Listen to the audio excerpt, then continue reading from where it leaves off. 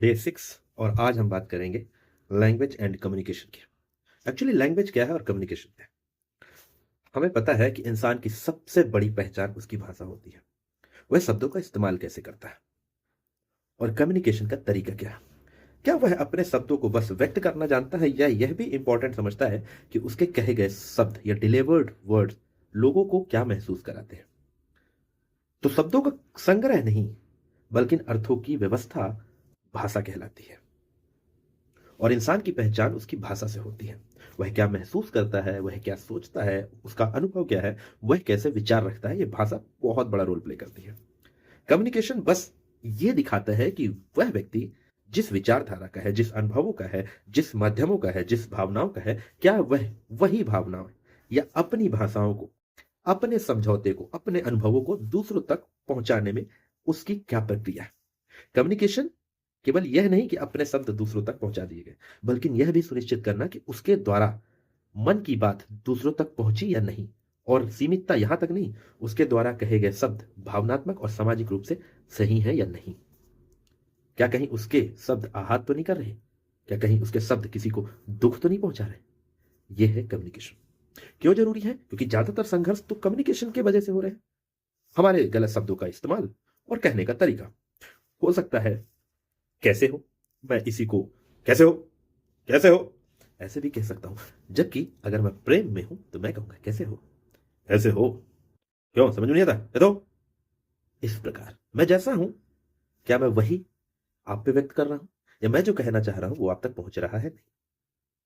किसके लिए जरूरी है? यह तो हर इंसान के लिए जरूरी है, हर एक इंसान के लिए। क्योंकि अगर उसके जो वक्तव्य है एक बार डिलीवर हुए तो वापस नहीं आ सकते।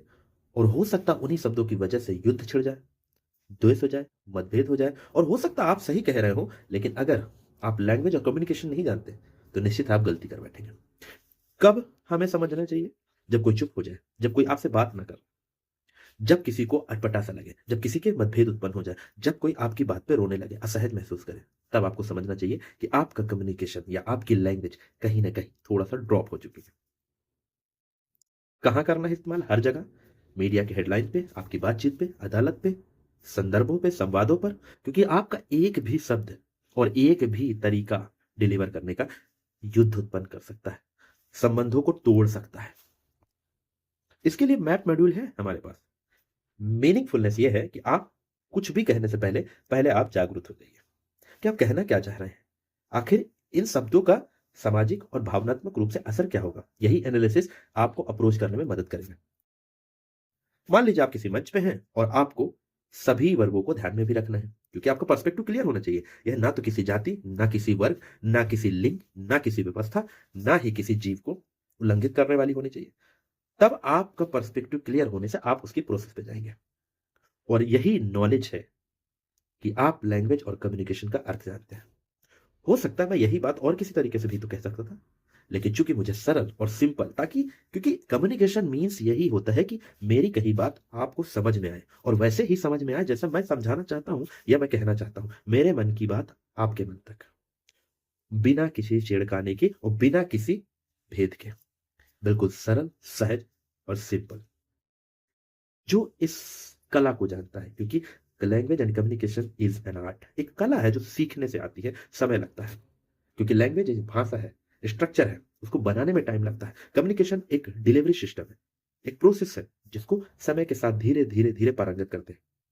इसलिए इस आर्ट को लगातार सीखते रहिए, क्योंकि आपका एक शब्द, आपका एक स्टेटमेंट डिलीवरी पूरे देश में मतभेद, करप्शन, हिंसा, लड़ाई, युद्ध और रिश्ते तोड़ सकता है।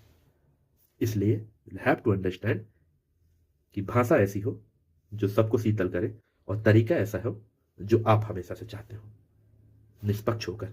चाहे आप स्त्री हो, पुरुष हो, बच्चे हो, बूढ़े हो, नेता हो, निम्न वर्ग के हो, उच्च वर्ग के हो, पढ़े लिखे हो, अनपढ़ हो, शिक्षित हो, अशिक्षित हो, हर वर्ग के लिए यह लाभदायक होनी चाहिए। ऐसी भाषा का इस्तेमाल करिए और तरीका बिल्कुल सरल, ताकि एक सबसे कम शिक्षित या अशिक्षित व्यक्ति